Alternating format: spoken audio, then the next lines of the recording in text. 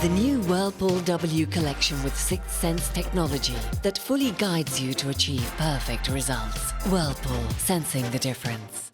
Dear, oh dear, oh dear. And welcome back. It is the first Sunday of the month, so you know what that means. We let Simon take over the kitchen. No, we don't. He just says, I'm doing it. You tell me to. Simon, what are we having today? So we're having a nice, light, simple lunch dish. We're going to cook oven-baked salmon Lovely. with some spaghetti. And we're going to make our own Pesto Rosso. So we're all familiar with pesto, which is green. This is the red version of such, OK? So I want to get the salmon in the oven first, all right? 2 nice little darns of salmon. And all we're going to do with them is we're going to hit them with a little black pepper. We don't want any salt on there. Remember, Lizzie was on a couple of months ago and she put Chinese 5-spice on this. Yes. And it was beautiful. But this just needs pepper, OK? OK. I preheated the oven to 180 degrees. And depending on the sizes of the darns of salmon, that's going to take anywhere from 10 to 12 minutes. Just keep an eye on it. Doesn't take long. Doesn't take long, OK? So we've got our spaghetti on the go, as per packing instructions. Nothing difficult there. Pot of boiling salt and water, and away you go. Now the pesto. As I say, we're all familiar with green pesto. This is red, and the red comes from a combination of sun-dried tomatoes and roasted red pepper. So you can do this if you want in a pestle and mortar, but when you've got a little food processor like this, this takes all the work out of it. So all I'm doing here is adding 200 grams of sun-dried tomatoes. OK. I'm going the same quantity as roasted red peppers. Now, you can roast the peppers yourself at home if you want.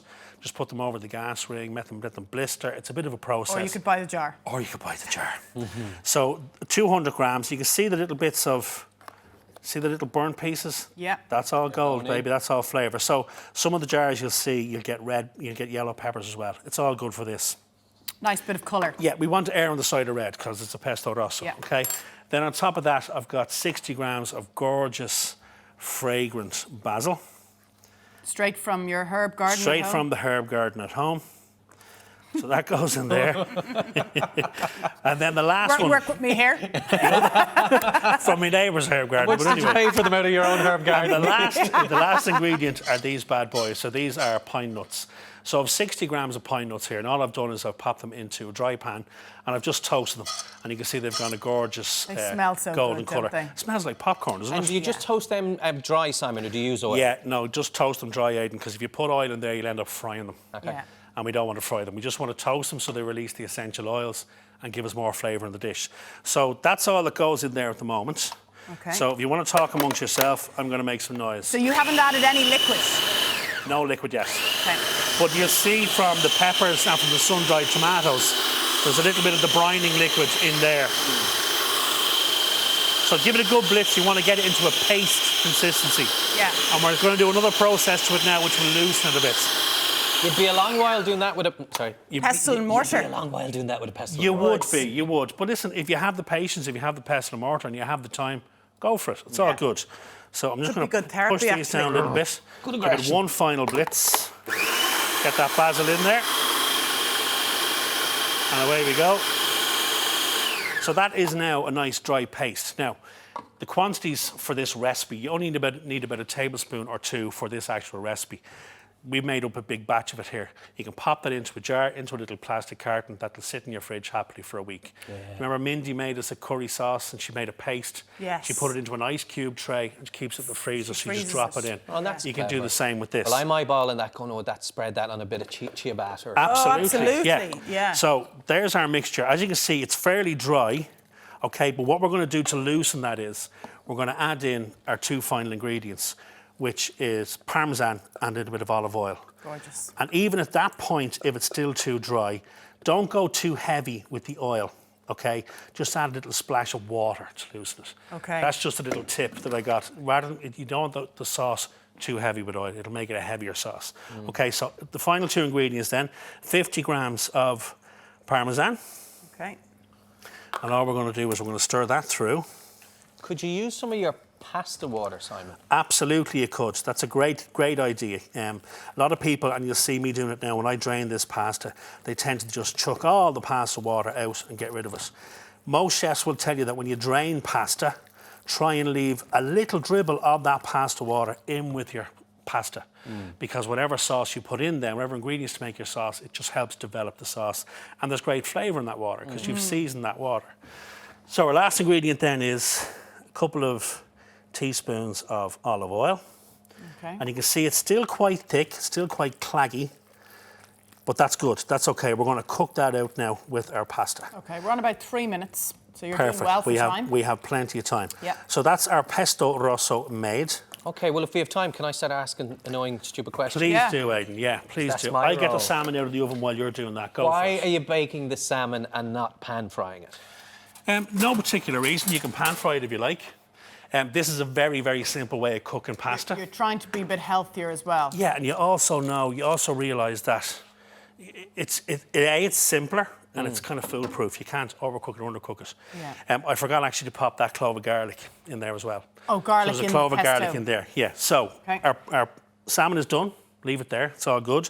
What we're going to do with our salmon is we're just going to flake it. So you can see it's perfectly cooked. Oh, yeah. And all you want to do is just break it up. Okay. So that's our salmon ready to go on our dish. So our pasta is cooked. I'm going to drain that. Okay. And as you'll see, I'm going to retain just a little bit of the water at the end because you want this to, your pesto is going to be a sauce for this. So most of the water is going and the last bit I'm going to hang on to. It's a lovely sound effect, that, isn't it? That's lovely, especially the given the position shots. you're standing in. So there's our pasta done.